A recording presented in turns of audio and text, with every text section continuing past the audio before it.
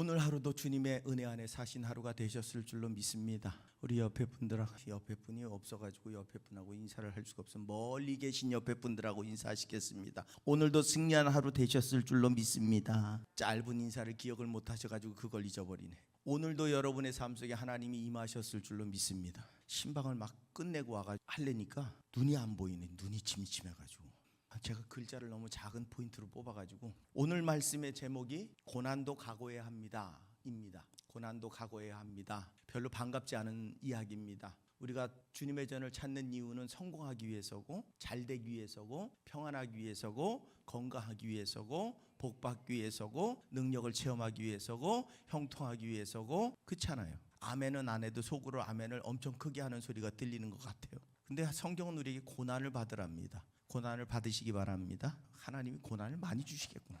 이렇게 고난 받는 걸 좋아하는 고난을 받으랍니다. 고난을 각오하랍니다. 여러분, 초대교회는 믿음으로 인해 죽을 수밖에 없는, 믿음 때문에 죽어야 되는 시대를 살았습니다. 그러니까 믿는 것 자체가 고난입니다. 내가 그리스도를 인정하는 것 자체가 죽음 앞에 딱 대면하는 겁니다. 그러니까 네가 죽을 각오가 돼 있으면 예수 믿으라는 거예요. 이게 얼마나 배짱이 있는 이야기입니까? 얼마나 확신에 찬 이야기입니까? 죽고 싶어? 그럼 예수를 믿어.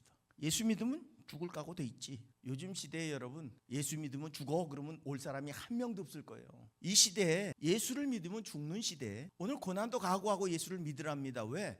부활의 영광이 그 안에만 있기 때문에, 구원의 역사가 그 안에만 있기 때문에, 이 분명한 확신을 가지고 있으면 네가 고난을 받더라도 예수 믿는 게, 네가 죽음을 당하더라도 예수를 믿는 게 영원히 사는 길이기에 그 가치 있는 삶을 위해 오늘 이 땅에서 네가 고난받을 각오도 되어 있어야 된다는 거예요. 근데 오늘 이 시대 여러분 고난 받으세요 그러면 남아있을 사람이 하나도 없을 거예요. 그러다 보니까 어떻게 해요? 이렇게 하면 하나님이 복 주시고요, 이렇게 하면 하나님이 위로 주시고요, 우리 하나님은 너무 좋으신 하나님이고 사랑이 많으신 하나님이셔서 이렇게. 근데 성경 속에 그 하나님은 사랑은 많으시지만 잘못을 내버려 두시는 하나님은 아닙니다. 이스라엘 백성들이 광야에서 얼마나 많이 죽었습니까? 뱀에 물려 죽고 땅을 갈라서 죽이시고. 이유는 하나님을 믿고 구원의 자리에 서는 건 결코 쉽지 않다는 거예요. 내가 정말 믿는다면 고난도 마다하지 않을 수 있는 확신이 없다면 그건 믿는 게 아니라는 겁니다. 초대교회 성도들은 죽을 각오로 믿은 거예요. 예수 믿으면 자신의 모든 인권, 요즘 소위 이야기하는 인권이라고 하는 단어, 그게 존재할 수 없는, 자신이 그동안 땀 흘려 세워놓고 쌓아놓고 버려놓았던 모든 사업 단지 믿는다는 이유 때문에 다 뺏겨야 되는 거예요. 우리는 너무 하나님 믿으면서 복받고 건강하고 형통하고, 하나님과 고난은 아무 상관, 나와 하나님은 고난 받으셔야 돼. 나 때문에 나는 고난과 아무 상관이 없는 존재로 살아가길 기대해요. 예수 믿으면서 고난이 없다면 여러분, 이 시대에 죽임을 당하거나 믿음 때문에, 아니 이 시대에도 그런 나라들이 있고 그런 국가들이 있죠. 이 시대에도 예수 믿으면 죽을 수밖에 없는 나라들이 있습니다. 하지만 이 대한민국에서 예수 믿는다고 죽이지는 않습니다. 불이익을 줄 수도 없어요, 신앙 때문에. 그런데 우리는 예수 믿고 고난 받으라면 고난이란 단어 자체가 싫어. 일단 나는 평안하려고, 나는 행복하려고, 나는 잘 되려고, 나는 형통하려고 예수 믿지 고난 받으려고 믿는 사람은 하나도 없기 때문에 그렇습니다. 하지만 오늘 성경은 우리에게 고난을 받으라고 말합니다. 그리고 예수님 우리에게 이렇게 말합니다. 나를 따라올 거야? 너 자신을 먼저 부인하고 네 십자가를 지고 와. 여러분, 이건 그냥 고난에 동참하는 길입니다. 그렇잖아요. 나를 부인하는 것 자체가 고난인데 거기다가 나한테 십자가가 있답니다. 예수님이 짊어지고 가신 십자가는 죽음의 십자가고 고난의 십자가고 고통의 십자가였죠. 오늘 그만큼의 십자가는 아니더라도 이 땅을 살아가며 예수를 증언하는 거룩한 삶을 살기 위해 우리에겐 십자가가 주어져 있다는 겁니다. 복음을 전할 십자가, 사랑을 나눌 십자가, 겸손해야 될 십자가, 낮아져야 될 십자가, 세상의 영광이 아니라 하나님의 영광을 위해 나를 내려놓아야 될 십자가가 있다는 거예요. 그러기에 나를 따라오려면 오늘 너를 부인하고 네 기쁨, 네 자존심, 네 즐거움, 네 성공, 네 만족을 부인하고, 그리고 너한테 내가 준 십자가, 사명의 십자가, 섬김의 십자가, 겸손의 십자가, 낮아짐의 십자가, 그 십자가를 짊어지고 나를 따라와야 된다고 말합니다. 기독교의 핵심 진리는 No cross, no crown입니다. 십자가 없는 영광은 없습니다. 그리스도인으로서 우리는 십자가는 빼놓고 영광만을 바라봅니다. 그런데 기독교의 진리는 십자가가 없다면 영광도 없다. 오늘 우리는 그 십자가 지는 게 너무 힘들고 어렵다고 생각합니다. 하지만 믿음을 지키기 위해 고난이라고 하는 신앙의 비용을 지불한 사람들이 있습니다. 이집트는 이슬람 90%입니다. 이 90%가 이슬람을 믿습니다. 그냥 이슬람 국가입니다. 근데 그 이집트 안에 그리스도인들이 있습니다. 콥트 정교회라고 하는 그리스도인들이 있습니다. 그들은 사회 주류의 사회에 소외돼 버렸습니다. 예수를 믿는다는 이유 때문에 똑똑해도 상관없고 자신이 돈을 많이 가져도 필요 없어요. 완전히 소외된 존재들. 그래서 이집트 정부에서 이런 제안을 했습니다. 니네들이 신앙의 자유를 줄 테니까 카이로 모든 쓰레기가 모이는 모카탐이라고 하는 지역에 모여서 그 쓰레기를 정리하며 살아라. 하겠냐? 신앙을 지키려면 신앙의 자유는 줄게. 그런데 니네가 그 신앙의 자유를 누릴 수 있는 곳은 딱 한 군데야. 모카탐에 가서 카이로에 있는 모든 쓰레기 더미가 다 모인 그곳에서 맨손으로 그 쓰레기를 정리하며 그곳에서 영원히 살 것 같으면 허락해 줄게. 다 그곳으로 갔습니다. 지금도 그곳에서 쓰레기 정리를 하고 있어요. 맨손으로. 뭘 위해? 신앙을 지키기 위해. 신앙의 자유를 준다니까 쓰레기 더미 안으로 들어가 버렸어요. 그들은 자신의 인생을 비용으로 지불하고 예수를 선택했습니다. 지금도 동굴교회 2만 명씩 모여 예배를 드린다. 여러분, 근데 우리는 예수를 위해 우리의 비용을 지불할 생각은 없습니다.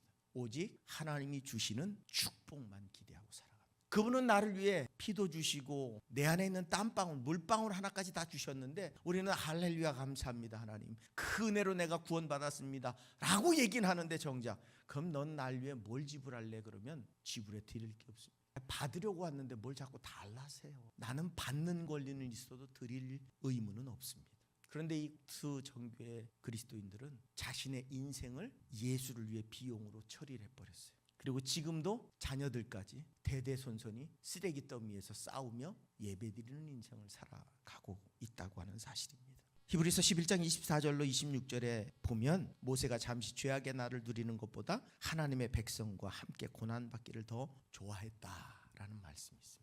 이 땅에서 영광 누리고 이 땅에서 잘 나가는 것보다 죄악된 세상에서 누리는 것보다 하나님 앞에 하나님의 백성으로 고난받는 게 난 더 좋습니다. 오늘 그 성도들은 바로 그 말씀을 따라 살아가고 있다는 겁니다. 우리는 이런 사람들을 보면 박수는 칩니다. 훌륭하다고 이야기합니다. 칭찬하고 격려합니다. 근데 나는 그곳에 포함되고 싶지 않습니다. 충분히 격려하고 선교비 보내줄 수 있으면 보내주고 다 좋습니다. 너무도 감동적이고 눈물 납니다. 그런데 나는 안 합니다. 나는 못합니다. 우리는 그렇게 하나님 앞에 살아가고 있지 않느냐 하는 겁니다. 우리는 주님과 함께하는 고난을 택하기를 거부합니다. 고난이 하나님의 뜻임에도 불구하고, 아니 하나님 복 주시는 게 뜻이고 구원하는 게 뜻이고 사랑하는 게 뜻이지 무슨 고난이 하나님의 뜻이겠습니까? 오늘 성경은 이렇게 우리에게 말씀하고 있습니다. 이를 위하여 너희가 부르심을 받았으니. 무엇을 위하여? 앞에 20절에 그럽니다. 선을 행함으로 고난을 받고 참으면 이는 하나님 앞에 아름다우니 이를 위하여 너희가 부르심을 받았답니다. 하나님을 위해 고난받는 그 일을 위해 우리가 부르심을 받았답니다. 분명히 성경은 우리에게 고난을 위해 부르셨다고 말씀을 하고 있습니다. 그 고난은 단지 매맞고 무슨 실패하고 이게 아니라 하나님의 영광을 위해 내가 나를 부인하고 내 즐거움, 내 기쁨, 내 만족을 내려놓고 하나님이 기뻐하실 일을 감당하는 것, 우리에겐 그게 고난일 수밖에 없습니다. 그 부르심으로 우리는 주님 앞에 서 있습니다. 베드로전서 4장 19절에 그러므로 하나님의 뜻대로 고난을 받는 자들은 또한 선을 행하는 가운데 그 영혼을 창조주께 의탁할지어다.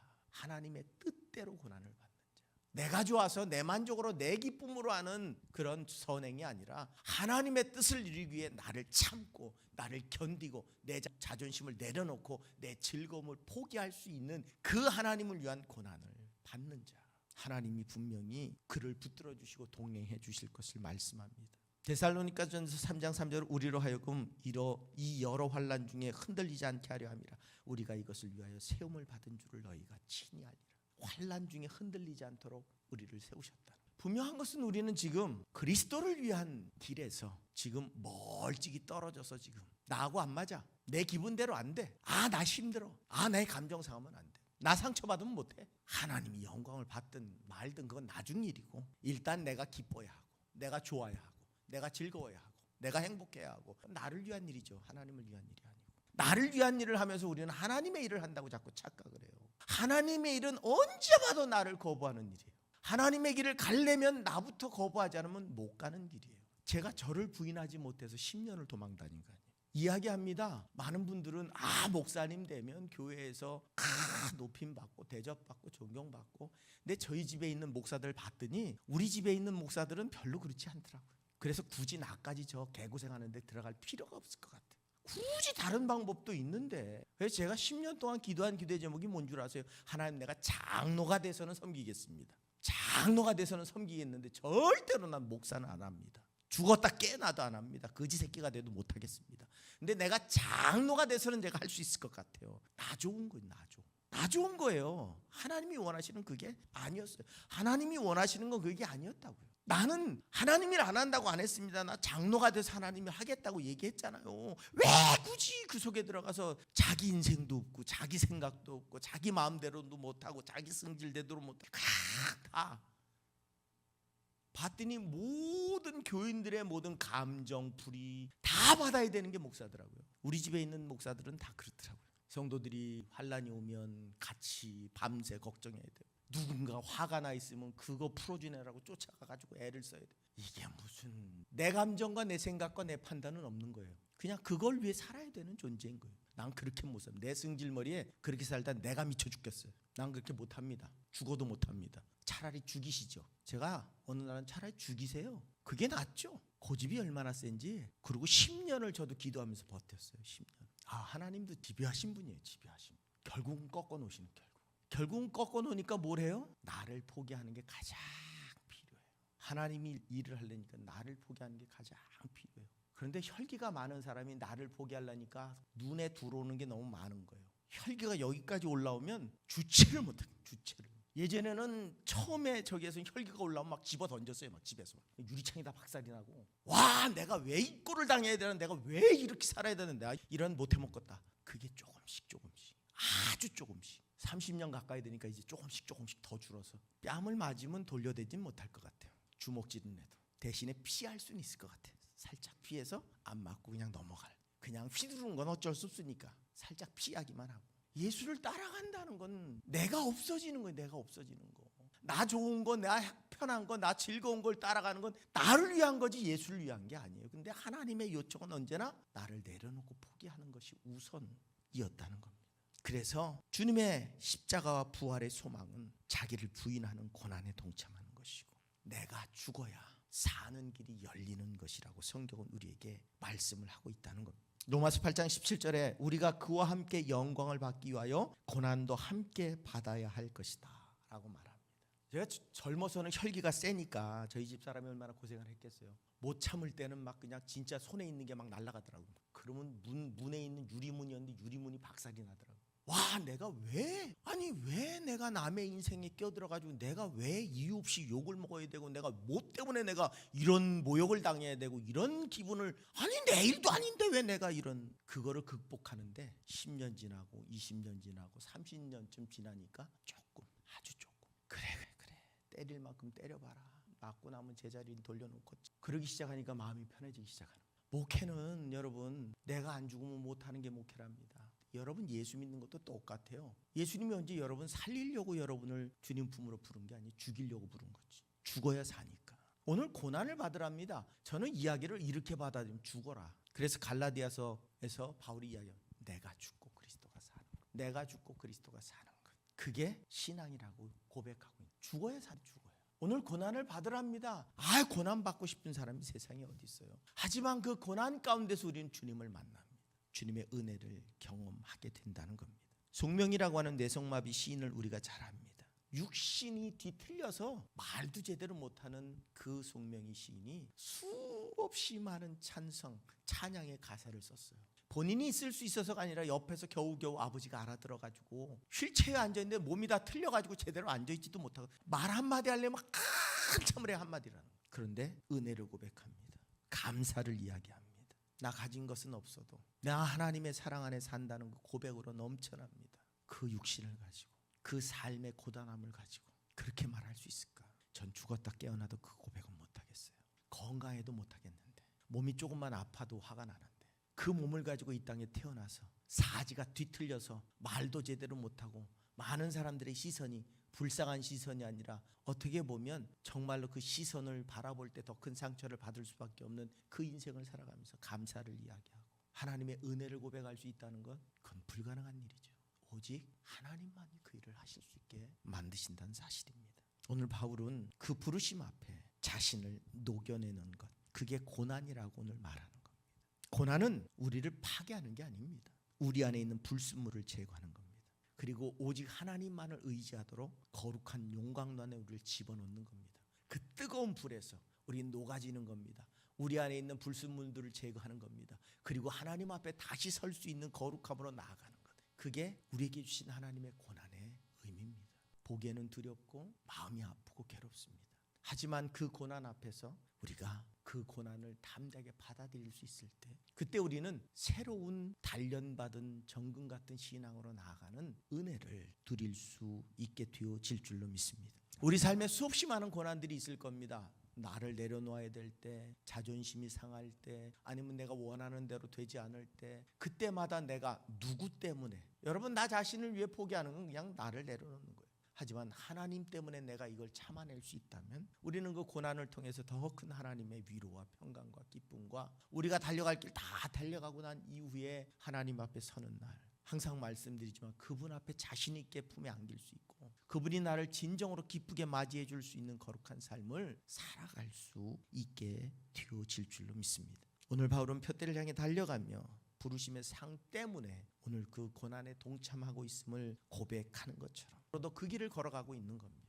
고난을 받으라. 베드로는 그래서 그 고난을 위해서 고난을 피해가다 다시 고난 가운데 들어가 자신의 마지막을 하나님 앞에 드리는 놀라운 역사를 만들어낼 수 있었다고 하는 사실입니다. 때로 손해보는 것 신앙 때문에, 때로는 주님 때문에 억울함을 참아야 할 때 그때마다 기억하시기 바랍니다. 우리가 걷는 이 길을 주님이 먼저 가셨습니다.